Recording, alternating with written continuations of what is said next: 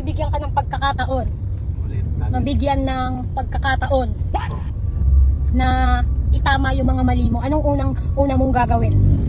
I mean, anong una mong itatama? Oo. Tama ako na, ano lang, pag-inom.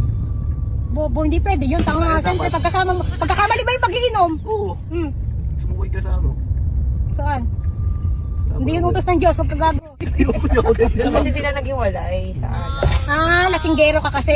Kaya gusto niya sanang ibalik yun para mabalik yung dati nila. Lumalamig. Ayan, nag-ulit na.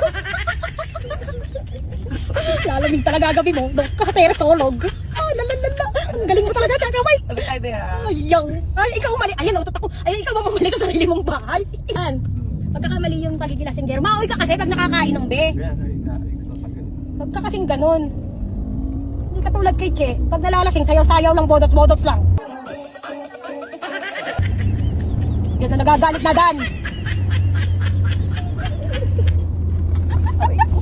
Mamaya ka sa akin, tulong ka, Pires.